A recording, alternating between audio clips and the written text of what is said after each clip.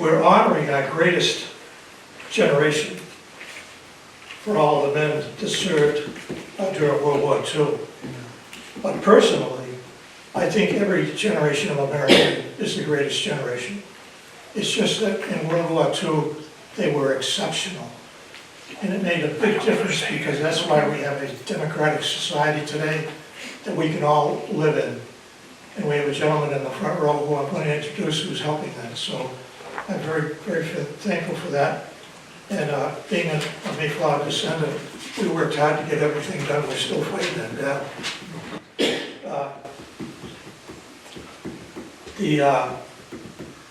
What I'm going to do is just a few more words, and I'll turn it over to Joe, and he'll take over. He's my partner. We've been partners since the year 2000, trying to get this off the ground. It's not been easy, but we do the best we do, the best we can, and it's because we love it, and that's what the bottom line is. So.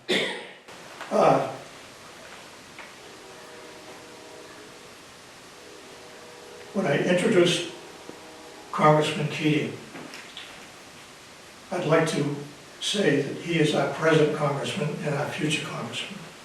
I said with all honesty because I know what he does for the military. And Joe and I are military rats, as it were, so. He has been a friend of the Cape Cod Military Museum since the day we started. Anytime we had a problem, at one time or another, we contacted him. He's been very helpful. We had a previous showing here, and he was very instrumental in helping us to get it off the deck and provided us with a really great scrapbook.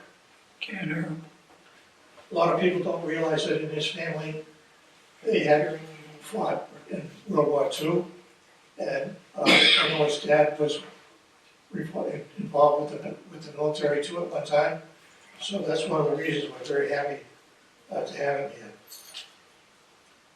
here. Today, I'd like to thank Mr. Keating because a lot of people really don't know that a recent action taken by him was to set up a recognition of D-Day, June 6th, through an Allied and American Federation. It was done a number of years ago. But it's just as important today as it was then.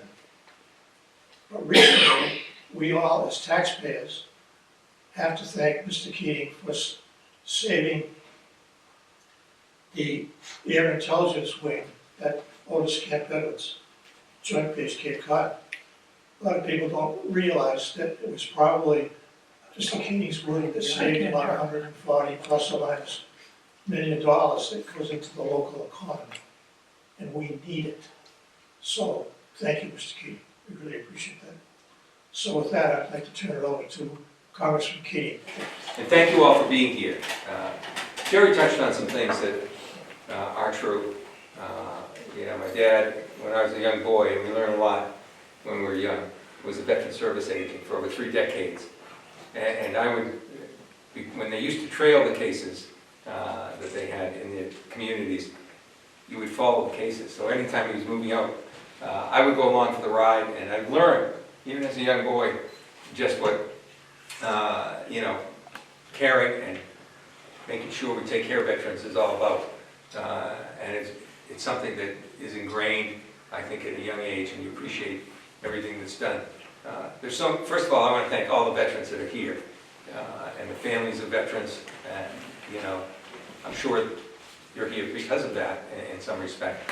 And it's an ongoing opportunity, I think, to say thank you. I'm very blessed to be on the Armed Services Committee, and I'll let you know this. In the current National Defense Authorization that we passed out of committee, that's headed for the House floor, and it passed out of the committee with just 1 vote in opposition, and it's going to pass the House floor, I hope, with a great majority. We have done more in that one bill than we ever had historically to help veterans now and their families. Pay increase, which is necessary, but also it's an investment in the schools for their families, the housing for their families, and making sure at a time when it's very difficult to have retention that we're trying to make their service and their call to action, something that deserves their commitment. And we've broken all the records in this, so I hope we can keep that intact, go to the Senate and deal with that as a final product this year. You know, remembering history is so important. You have to remind people, generation to generation, that what came before them. Otherwise, it could be lost, and it is fragile. We also learn from history. There's guidance from history. And when we look at the history right here in Bourne and in this part of Commonwealth, Massachusetts, it's a very proud history. Looking at the pictures, looking at the commitments that were made here, centering on Camp Edwards as one of the areas that is important. With D-Day, we had a little celebration just on D-Day in East Falmouth. And we did it to commemorate Washburn Island.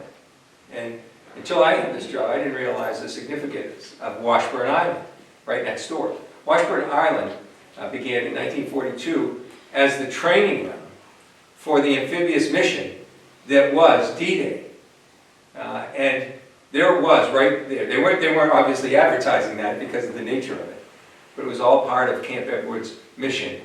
And a brigadier general who was in charge of the Army's amphibious unit for the whole country said that the first step towards D-Day occurred on Washburn Island. Otherwise, people began to call it, in the military, the cradle of the invasion. So even though it moved to Florida after a few years, that's where it started. And on D-Day, there were estimates of 156,000 troops with all 13 countries, anyone that participated, in one day. It's extraordinary. And there were 7,000 vessels, 7,000 back then, participating in that first day, and 11,000 aircraft. I have the ability, I don't know if anyone here has gone to Normandy. It's just, it's very hard to put into words. I've been multiple times. But as you go there, and you're standing in Omaha Beach, and you look to your left and your right, you look back at the water, and you look up and see the machine gun turrets that are still there. And you just realize from the point that they disembarked from those vessels. And indeed, the vessels they used in Washburn, the vessel they used is the vessel they used to disembark there, the same type of vessel. And they're wide open. You are wide open. And the expanse that you have to go, just to get out of the water, and then the beach where there's no cover at all, and then finally the people going up Point to Hawk. Now right next door, I don't know if there's anyone on board, but right next door in Plymouth was one of the Army Rangers that did go up and survived going up Point to Hawk. His name was Tom Ruggiero, and he passed away a few years ago from natural causes. But he was one of the people that went up there as a ranger. And the extraordinary courage that people have is just, you're incapable of putting into words. And that's why I think some of the photos and some of the remembrances here are so important as well. You know, linking your own community and your own area to history is really important. And I have a special place for the Historical Museum here because, and the society and the work they do. It's important to keep the character and the generational connection that exists in the town. Without those kind of connections, a town ceases to be a town. It just becomes a place where you live. And I just want to again thank everyone here. It's always a part of moving forward with that. The linkage is important. But you know, you don't have to look back to see the linkage of D-Day. We have a country where you can say whatever you want to say. We have a country you can associate with whomever you want to associate with. We have a country where you can worship wherever you want to worship. Those are the linkages to D-Day. Because I believe without that one effort of D-Day, that the whole Western history would be totally different today. There's no question about it. we were at the turning point in history where the Germans were succeeding, their ambition was unbridled, the Japanese and Italians were joining with them. I came back recently from Auschwitz, and another moving scene, just going through Auschwitz and seeing what that was like. Importance that we can't forget here. And the linkages are often unappreciated. We take these things so much for granted. About 4 weeks ago, I traveled. It was a 5 airplane leg, 22-hour train ride in a Soviet-era train, where all you had was the little stacks of rows in a club car. They didn't stack it for me, at least I had one to myself, a tiny row. And I was able to travel to Ukraine, in the war zone, and we flew by plane. We got to the airport. We met with the 82nd Airborne. They're just doing an enormous, important job right now.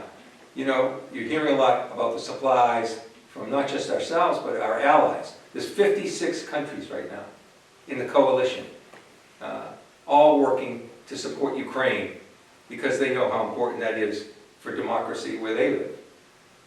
And the 82nd Airborne is getting all those military assets, all those supplies in. And think about it, the Russians have satellites, they would be targeting that. We're so good at, I don't think any country in the world could do the massive mobilization of supplies that we're doing right there at the border between Poland and Ukraine. And they're there doing a job. They're there leading the other countries too in the same kind of efforts. And it's a lifeblood for what's going on. But I traveled in and we met with the Minister of Defense.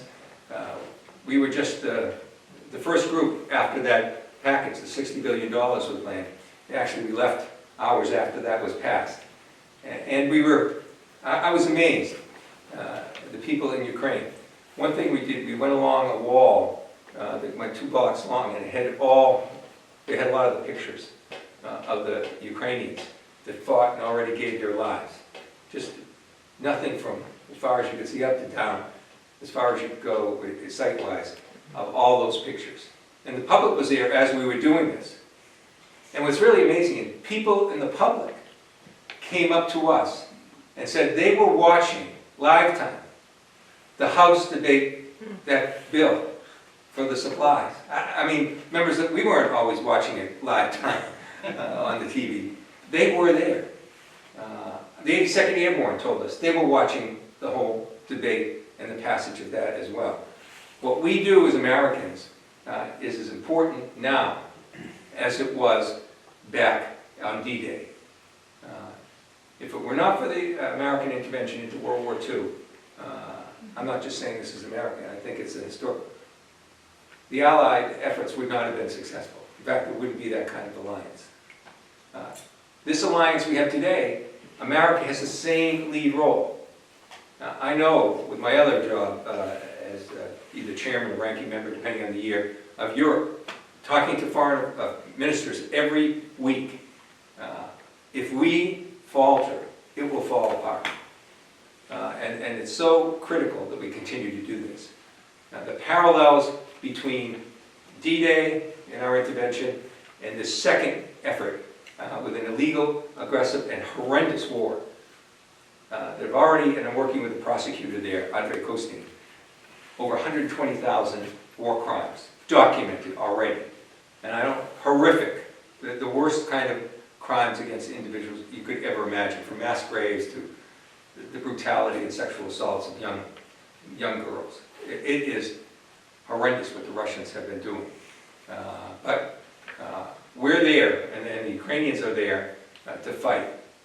It's the second most aggression in Europe in modern times after D-Day. In fact, it's the only one after. And we had a commitment before with the Budapest Agreement. When Ukraine was the third largest holder of nuclear weapons, right after the United States and then USSR. And then there was Ukraine, and there was fear with the unstable government there, will these nuclear weapons fall into other hands? So they agreed to give them up. Think about how odd that is today. But they agreed to give it up with one condition, that we agreed, if there was aggression on their soil, to defend them.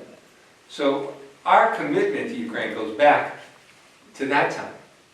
But it's far more important now because Putin has made clear, I've seen the documents, he's made clear he's not going to stop at Ukraine. He's going to go forward to the Baltic countries, Estonia, Latvia, Lithuania.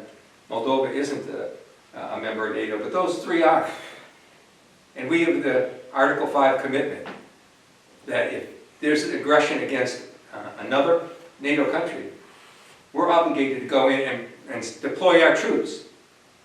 Now that's only been exercised once, Article 5, and that was after 9/11. And those European countries came to our assistance. I was in Afghanistan, and I saw the Czech Republic, I saw Estonia, I saw all the European NATO countries there deployed. And we have to understand, if we fail in Ukraine, the commitment we have to do everything to help those in the military that come after us. Also includes doing everything we can so they're not deployed rather in combat. If Ukraine falls, trust me, you will see our troops engaged in combat and in the border in Europe, even more than they are now. So we have such a personal obligation, personal responsibility to them as well, moving forward. Looking back at the history here locally, looking back at Camp Edwards and my own family, that has a special place. My uncle, First Sergeant James Arthur Keating, trained soldiers at Camp Edwards during that period. And then Camp Edwards was just bringing out soldiers after soldiers, going right to combat after their training here. And he kept, lobbying to go. He was particularly good, evidently, as a trainer, and they wanted to keep him there. But he kept lobbying to go, and he was insistent on going in with the 26th Division. He ended up going.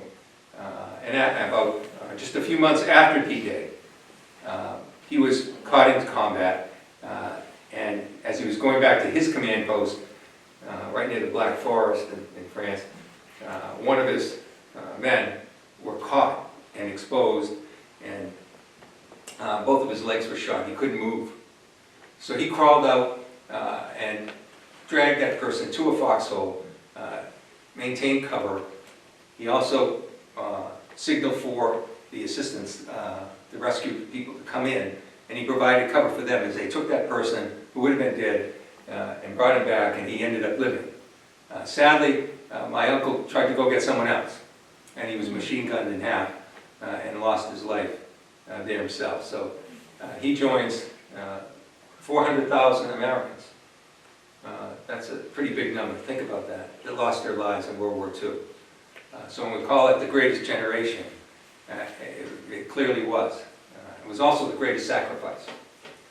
And we wouldn't be here enjoying the freedoms that we have today without it. So we have responsibility. I've told people, even in hearings, I said, those 400,000 people in World War II, with this fight in Europe now, and their commitment and their sacrifice, and the family sacrifice, Tevis, his dad, was a Navy pilot flying during that period too. So we can touch all the families that were there. They gave that sacrifice. They passed those freedoms. We have challenges now and responsibilities now. And what do we have to do? We are, compared to their effort, mere stewards, supporting the freedoms that they gave us. And we have to make sure we do that. And to me, sometimes I find it very puzzling and a lot of consternation as to why everyone doesn't acknowledge that, including some people I serve with. So this is so important for us, looking at our history, instilling that here, making sure it's left, not just for the people here, but for the younger people that are going to follow, is really one of our important responsibilities for those that have given so much. So that's why we wanted to be here, and that's why we wanted to thank you for everything you're doing. This is as important a time as I can imagine in the years that I've been alive. And we can't fail. We can't fail to support Ukraine and their effort to defeat Russian aggression. They have a dictatorship, frankly. President Xi in China is committed to his taking Taiwan. We're trying to deal with deterrence. If we fail here, that deterrence won't mean anything. We're really at a global stage. Just as people amassed globally in World War II, there's a real fight globally between autocracies and dictatorships and democracies. And I can tell you, even in Europe, it's very fragile. One example, the Russian disinformation was so successful, they're so good at it, in Slovakia. They just changed their presidency, and I think in large measure because of that disinformation, to a pro-Russian leadership. And it's going on in Moldova now, too. So we've got to be vigilant, we've got to be leaders. This is the responsibility we're given. Our country is their beacon. And if we don't understand why, and that's not transferred generation to generation to generation, it could be lost. So again, I want to thank everyone here in Bourne and everyone that was a part of putting this together, everyone that came here to just learn again, and everyone that's committed to maintaining it. It's very important, so thank you so much. Thank you, Thank you. If you haven't visited our museum, it's because you can't. We don't have a building of our own. We've had some stops and starts, but we have not been successful at getting a door open. We have quite a bit of memorabilia, photographs, articles, pictures, but most importantly, we have stories. There's so many stories to tell on the Cape about what happened here, and that's what we need to tell. D-Day is just one story, and we'll go over it today. You'll learn a lot more about the connections that the Cape has to D-Day. There is a pamphlet when you first came in on that desk of the other lectures we do, and there's something on that lecture sheet. I'm doing Washburn at War at the new Veterans Community Building, which used to be the Senior Center in Falmouth, on Wednesday the 26th at 10 a.m. And this is a real local story. We talk about things that happen on Washburn, interaction between the civilians and the military. Big stories like General Patton visited Washburn. How many people knew that? Nobody. There was Joe Louis did a boxing exhibition on Washburn Island. Nobody knows that. I know he was here. Yeah, he did on Camp Edwards, but he also did Washburn Island. Okay. Little stories. The Cape Cod Commandos, the 2nd and 3rd Engineer Special Brigades, the 1st we'll talk about tonight, trained, and they, during their commando phase, 10 days of commando training, they had to eat K rations. Okay, these, canned food and all that stuff. Well, coffee was rationed to everybody in America except the military. So in their K rations, there'd be these little foil packs of freeze-dried coffee. Well, they didn't want they could get real coffee at the mess hall, so they'd throw these little foil packets away, and they'd wash up along the shore, and all the kids would pick them up and barter with their mothers for favors, because how would you like to be without coffee? It's not a good thing. So, can I sleep over Beth's house? No. Can I sleep over Beth's house? All right. So little stories, big stories. It's a really one of the funner ones I do because it's not too much death in it. There's some training is difficult, so that happens. But so that's Wednesday. There's a flyer somewhere around, on that display table over there. So you can photograph with your phone if you want information. Wednesday, the 26th, 10 at the new Veterans Community Building, which used to be the Council on Aging's building on Dillingham Avenue. All right, well, without further ado, we're going to do the lecture. We're off. In early 1941, before America entered the ongoing war, the Army realized that there was to be a very good chance we would get into World War II. Since we are surrounded by water, the troops had to be trained in amphibious warfare. To this end, the 1st Infantry Division, or the Big Red One, was sent to Fort Devens, Massachusetts. Edwards was filled with the 26th Yankee Division. The soldiers were trucked to Boston, where they would embark upon the General Hines Army transport ship. They would sail through Boston Harbor, down to Cape Cod Bay, through the canal. And here is the Hines going through the canal. Because you could take pictures in 41, June of 41, because we weren't at war yet. And if you notice, the vessel is painted white and has a large American flag on it. There were U-boats sinking British and other nationality ships right off our coast, and they didn't want to be mistaken for a British vessel that have all the lights on if they're out at night, so that they knew that they were American. They would lower LCPs, landing craft personnel. You can see it's a blunt-nosed craft with a very, very special hull design. We have a hull of one in this case, which will eventually be built into one. And that's the first of the famous Higgins boats. Now, Mr. Higgins was selling these boats in the 1920s.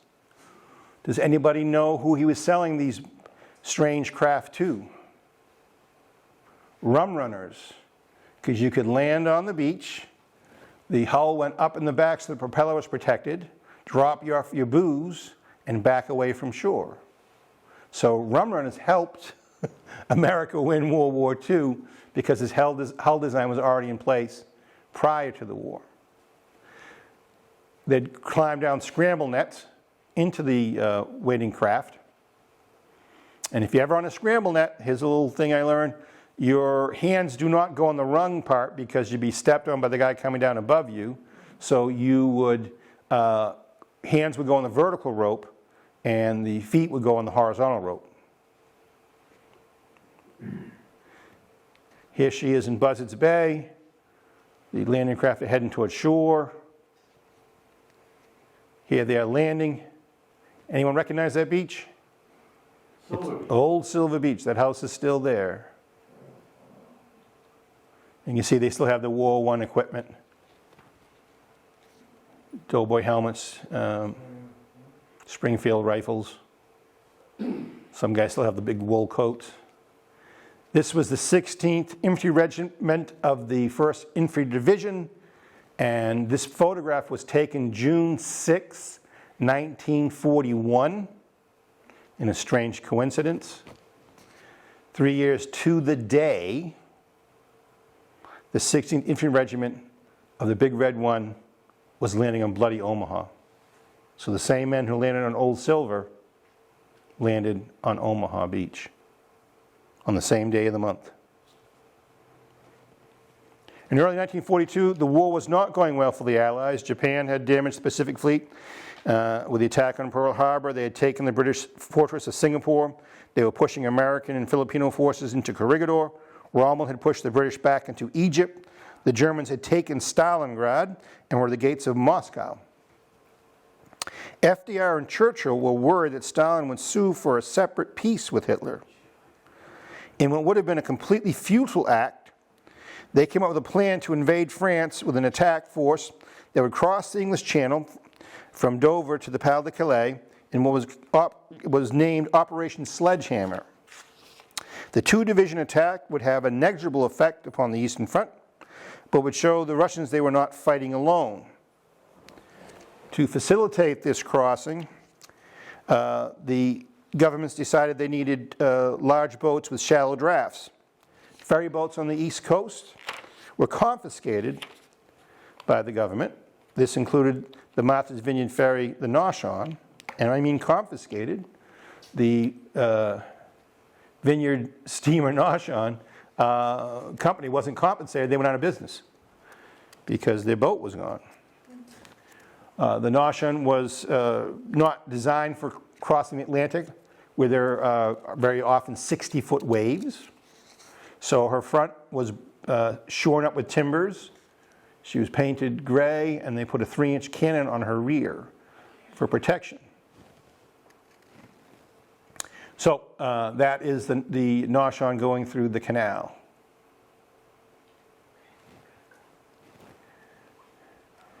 The Noshon was a part of what became known as the honeymoon fleet because so many newlyweds had taken the ferries on their honeymoons.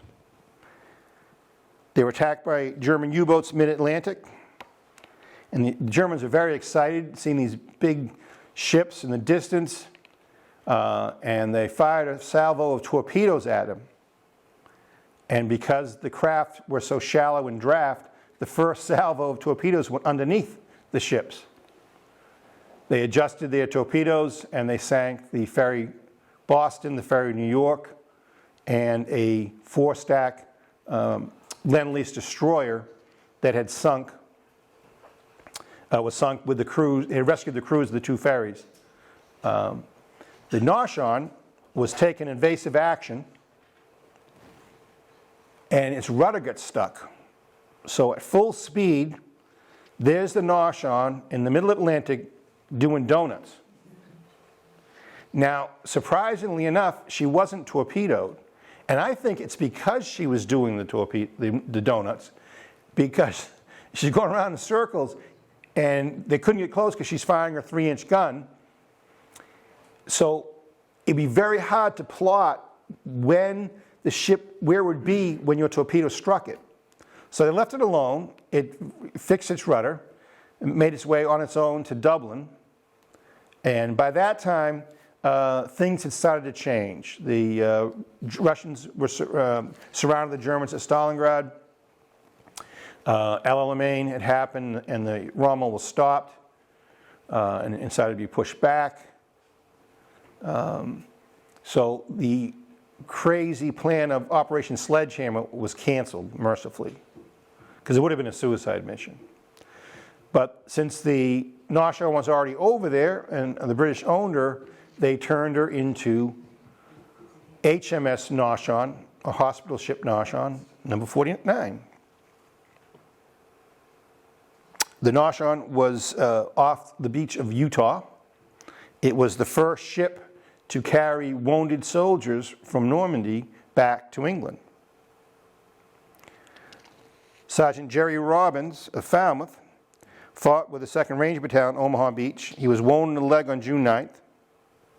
He went to an aid station on the beach and eventually was put on a duck and brought out to the hospital ship. He was familiar with ducks because before he enlisted, he had seen the ducks at Washburn Island.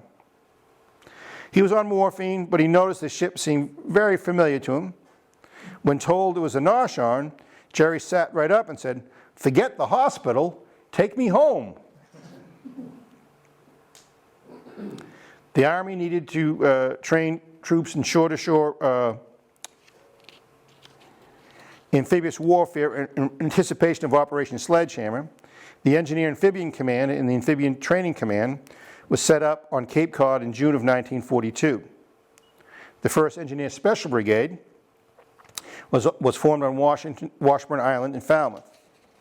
And their crest is the eagle for air cover, the Tommy gun for Army, and the anchor for the Navy part of it. It's a combined armed forces team. 7,000 amphibious engineers were tasked with clearing beach obstacles, creating beach exits, organization, location of supply dumps. That's Washburn Island. Each of those tents houses 5 men. The buildings on the right of the screen are mess halls, where you get coffee. Here they're putting down matting so soft-skinned vehicles could travel over the soft sand. They did anti-aircraft. This is Pompanesett Beach. It was a 50 caliber anti-aircraft, anti-ship range. So if you ever played New Seabury, it was a lot noisier back in 42, 43. Well, the men also did medical evacuation and POW removal.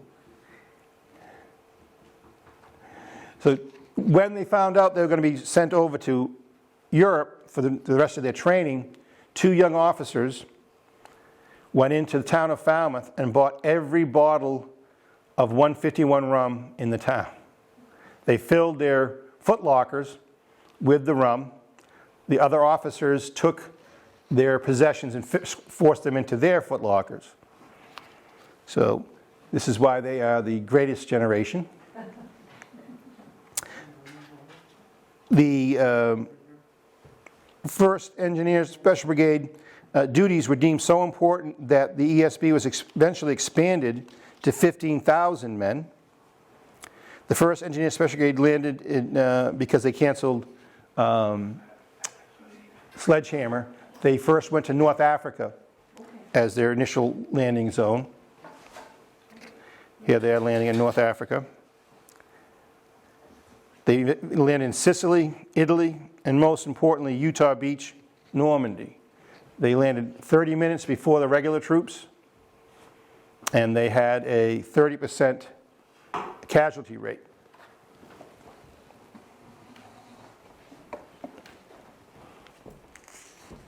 Thank you. Yeah, no problem. Here is a monument to the 1st Engineer Special Brigade. It's one of the only monuments built during the war. It was made by German POWs.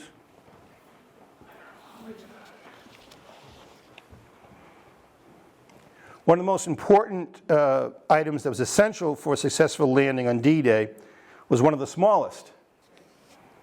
The amphibious engineers officers wanted to show visiting brass how seaworthy the LCVP landing craft vehicle personnel was. They sent out a flotilla on a day with rough seas to have the boats do a surprise landing to impress the generals. Well, the boats made it, but the soldiers, instead of charging off the ramps with sharpened bayonets, stumbled out of the craft puking. They were all terribly seasick. And if you ever have been really seasick, you might want someone to shoot you. So the doctors at Camp Edwards developed the seasick pill. So if you've endured your cruise on Dramamine, you have the doctors at Camp Edwards to thank. One of the greatest innovations in amphibious landings was the duck. D-U-K-W. D stands for 1942. U stands for body type, utility. K stands for all-wheel drive. And W stands for dual rear axles. So it's just a twist of fate that the nomenclature of the vehicle also spells out its nickname, duck. There were 5,000 ducks used on D-Day. Now what the duck did, it saved an enormous amount of time and labor. Prior to the invention of the duck, you would take supplies, drop them into a landing craft. The landing craft would then travel to the shore, drop its ramp, have to be unloaded. A truck would have to be brought down to the shore, then loaded, and then the supplies would be driven to where they would have to be unloaded. The duck would take the supplies directly from the ship inland to where the supplies were needed. So it saved double handling, an enormous amount of time and money and effort. Eisenhower said it's one of the 5 things that helped the Allies win World War II. The duck had a scientific evaluation on Cape Cod. This is one of the prototype ducks. You can tell by the white markings on the front and rear of the vehicle. That's so when you took photographs of it in the water, you can see how well the trim was going. Here they're driving it off a dune in Provincetown. Now Provincetown was chosen because the sand and the topography is very similar to Normandy. And this is before seat belts. So how would you like to be the guy driving that vehicle off of that cliff? Pretty hairy. They made some improvements to the duck because originally it was not approved. But a Coast Guard boat had tangled its propeller in a lobster line. That's a rather frequent occurrence around the Cape. During a storm, and was on a sandbar and starting to break up, and no vessel could reach it because it was in between two other sandbars. Well, there was a prototype duck on the shore. It drove through 60-mile-an-hour gale winds, through the surf, through the water, over the sandbar, through the water, to the next sandbar, rescued the crew, returned, over the sandbar, through the water, over the sandbar, through the water, and at that point, the opposition to the duck faded. Now, the engineer amphibians made some improvements to it.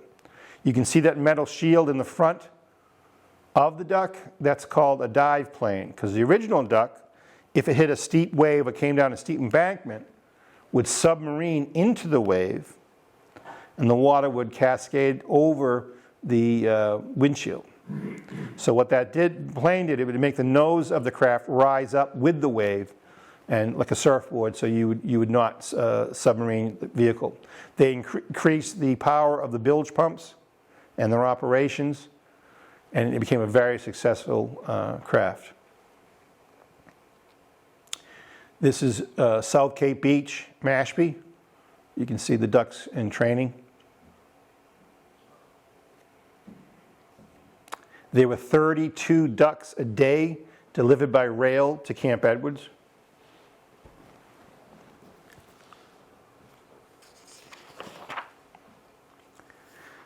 There is little known story related to ducks. Milton Soares was an 18-year-old gunner's mate, a 20-millimeter Orcaron, on LST 310. If you look to the left of the screen, that's his uniform. We have Milton Soares' uniform. He's only 18 by 7 days. So he was really a 17-year-old kid. And one of the missions that LST 310 had was to launch an artillery battalion on ducks so the infantry could have its own integral firepower, which would have been great at bunker busting. The crews of the ducks were paranoid about running over landmines.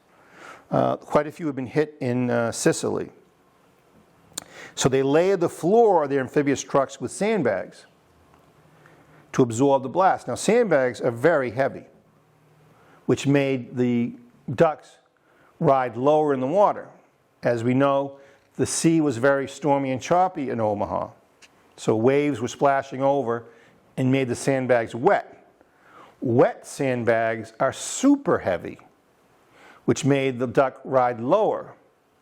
And the real problem was the sandbags on the bottom of the duck prevented water from reaching the bilge pump.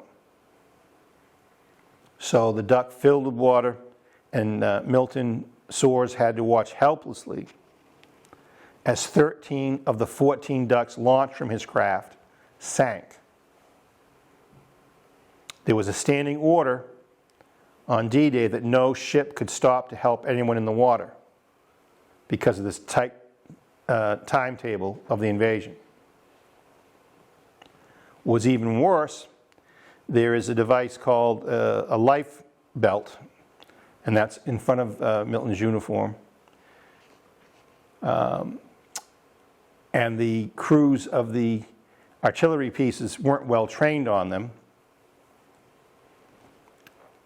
And it's called a life belt, but you're supposed to put it up to your chest before you inflated it. So they would inflate it while it was on their waist. They're wearing packs and have helmets on. So their top half is heavier than the bottom half. They were flipped upside down and drowned instantly. How did we know that you could float a 105 millimeter cannon on a duck? Is it 310? they tested them in Provincetown. This is a 105 howitzer on a dock in Provincetown Harbor. You can see the white markings. I would say it needs to be moved forward a little bit because it looks like it's riding high in the water in the front and low in the back. And here's a picture of the death belt as it became known. And there is one right next to Mr. Soare's uniform. Winston Churchill is thought of as a gruff warmonger, but he was actually very sentimental. When he heard about the order that no ship could render aid to men in the water, lest it upset the complicated timetable invasion, he lamented about the situation to FDR. If only we had a fleet of rescue craft that could be dedicated to the rescue of the unfortunate souls in the water. FDR said, "Oh, I have one." He ordered all of the 83-foot Coast Guard cutters on the East Coast to be sent to England to become Rescue Flotilla 1. Here's one of them at Woods Hole. Woods Hole had 2, Sandwich had 2, Provincetown had 1. So of the 60 Rescue Flotilla boats, 5 were from Cape Cod.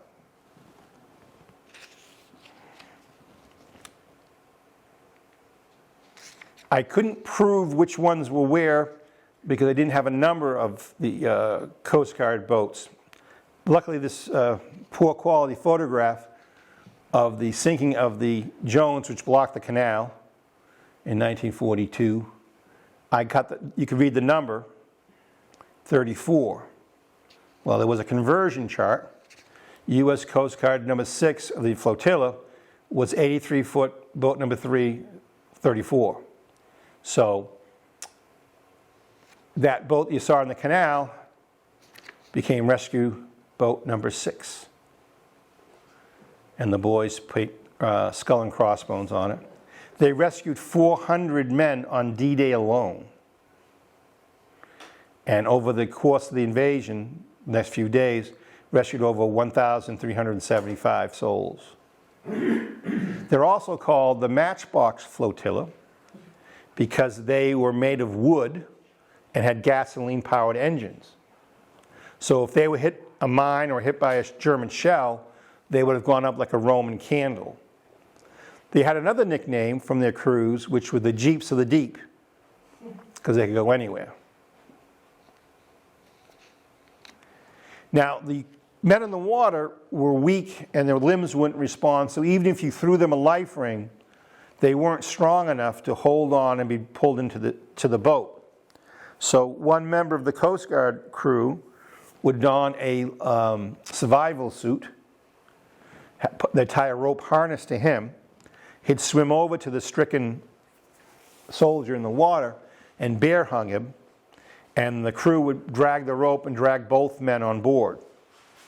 Where was the survival suit invented, perfected, and tested? Washburn Island.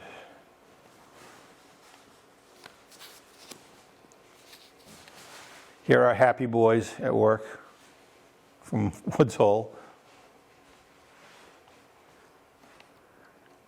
Here they attended to a wounded. Here's a tally of how many men this boat had rescued so far. Each line, represents a man, and the diagonal line is 5. 5, 10, 15, 20, 25, 30, 35, 40, 45, 50, 55, 60, 70. So that right there that's how many men this boat had saved so far. And the crews on this liked doing this because they weren't shooting anybody, they weren't killing anybody, they were just saving people. The biggest reason for success in D-Day was trickery. Not only could we not let the Germans know where the invasion would take place, there were 60 divisions in Europe, so if they knew we were coming, they could always outmuscle us. But we had to make them think it was going to happen somewhere else. These deceptions, 2 of them were called Operation Fortitude. In Fortitude North, the idea was to make the Germans think we were going to invade Norway. Double agent spies told of a fictitious army training in northern Scotland for the Norway invasion. Small numbers of troops did Nordic training there. The Northern Army was commanded by General Andrew Thome. He's the last one on the left. Thome had been a British military attaché in Berlin in the 30s and met Hitler several times. Colonel Thome and Corporal Hitler had fought against each other in the Battle of Ypres. Now that's Hitler's original mustache. Does anybody know why he changed his mustache to the toothbrush? Yes, sir. Gas mask. Gas mask. That mustache would not seal his gas mask. So that's why Hitler had that little funny little toothbrush mustache.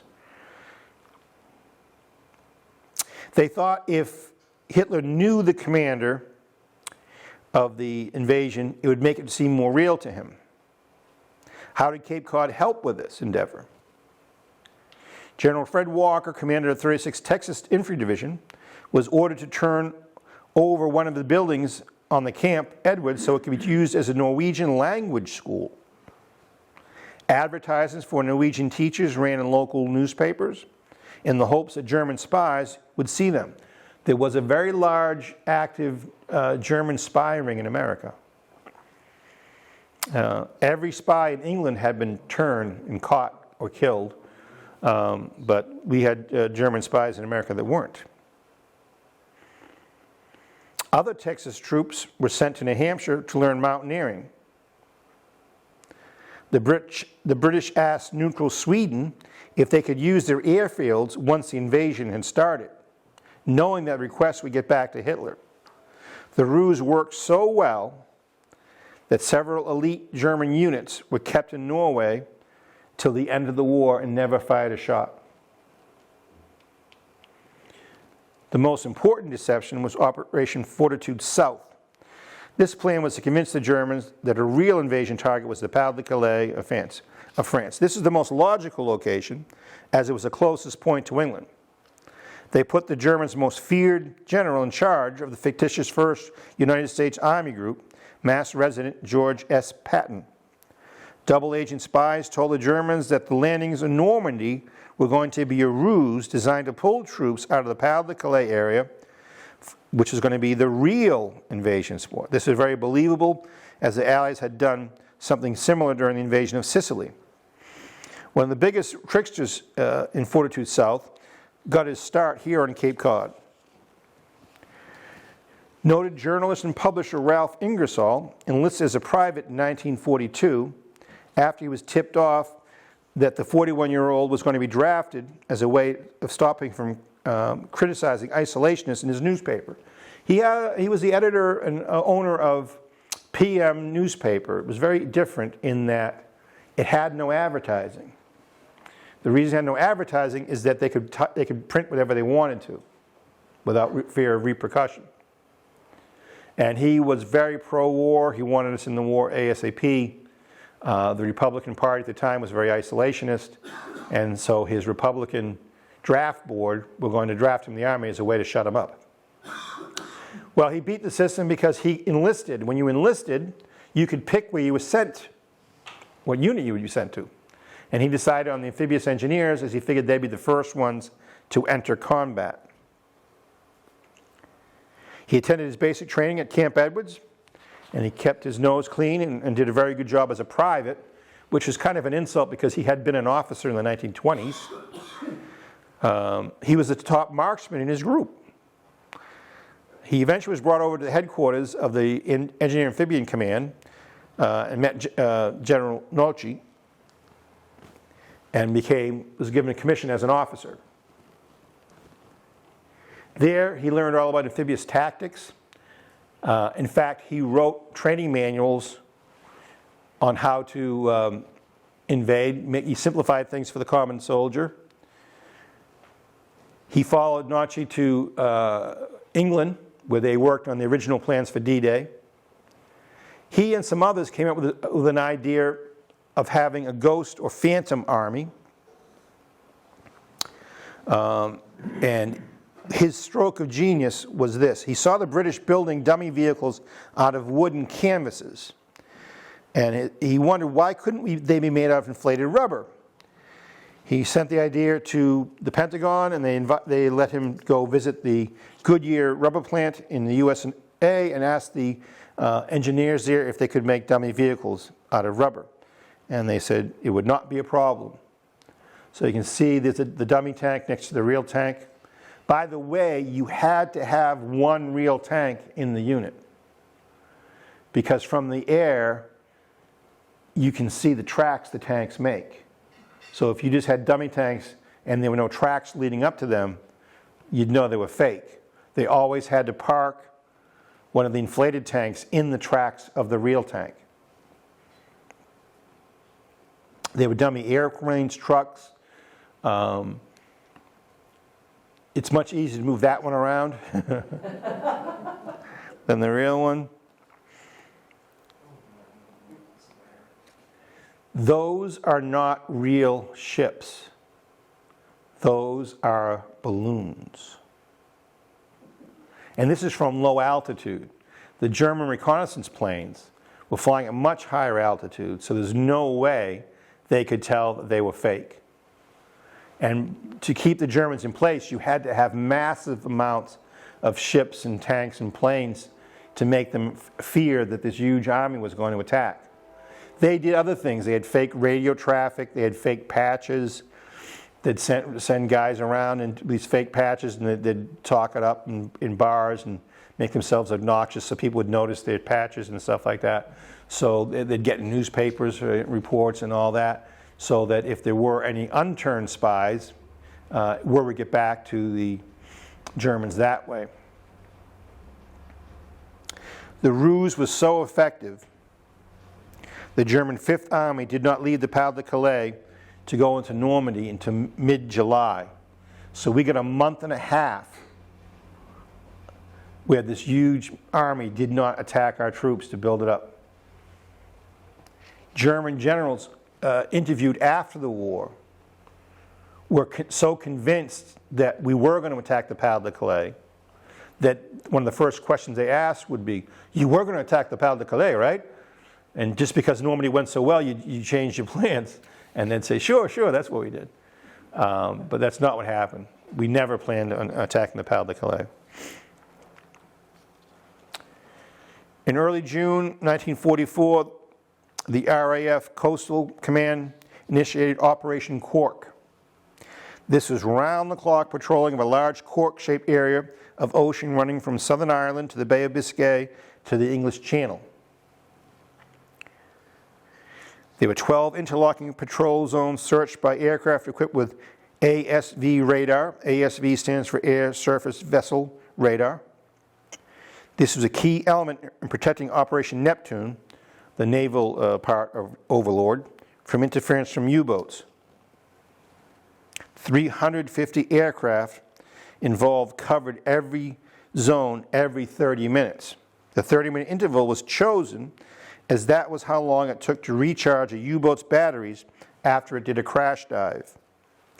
Therefore, the submarine would end up with zero net gain on its batteries life, take much longer to reach the D-Day fleet area, have little compressed air, and the crew would be exhausted.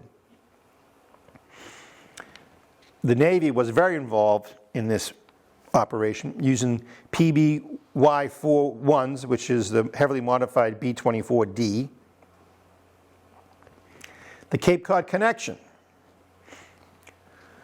On one of these planes was the volunteer pilot for this dangerous mission was none other than Hyannis's own Lieutenant Joseph P. Kennedy, Jr. These were grueling missions. The B-24 was a beast to fly. He'd fly up for 16 hours a day. You could spot a B-24 pilot because the plane wanted to flip to the left, and the left forearm of B-24 pilots was huge, was Popeye-sized, because they had to fight to keep the plane stable. Now, B-17 pilots loved their plane. B-24 pilots hated him, but the B-24 could carry more ordnance and had a longer range than the B-17. B-17 was like a big kite. Where did he do his initial naval air training? Squantum. in Quincy. So he flew over Cape Cod Bay, over Cape Cod during his initial air training.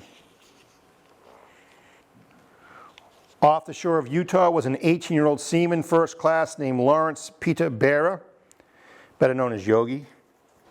He was on an LCSS, Landing Craft Support Small.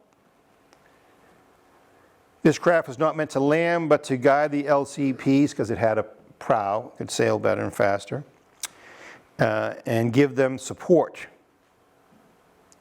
The wooden LCSS was armed with a twin 50 caliber machine gun and 3 30 caliber machine guns, rocket launchers, and smoke pots.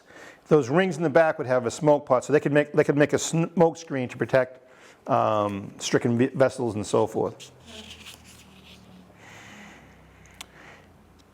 This is the rocket system, 60-pound rockets. Yogi was a twin 50 caliber gunner. He said, "It was tricky to fire from this bouncing 36-foot craft. You could shoot yourself or damage the boat." He and his crew were off the shore of Utah Beach. He noticed firing coming from a stone hotel on shore. He took the German machine gun nest under fire, destroying it. Yogi received a small wound, but did not put in for a Purple Heart because he knew a telegram would be sent to his mother informing her of the award, and that would make her worry. Yogi had orders to shoot at any low-flying aircraft that wasn't a P-38, which had a distinctive silhouette. A plane broke through the clouds. He and the other ships opened fire on it, and he hit it. The pilot bailed out. Of course, it was one of ours. The pilot was swearing at him the whole time he was floating down in his parachute. Yogi's LCSS was the closest boat, so they had to go fish the guy they had shot down out of the ocean. The pilot shouted at him, "If you guys shot down as many German planes as you do ours, the war would be over by now." Cape Cod connection. Well, I had to do a little stretch. Larry Barra Jr., Yogi's son, played in the Cape Cod Baseball League in 1975 for the Katuitt Kettlers. Okay, so it's a little stretch, but it's there. All right, that concludes our lecture.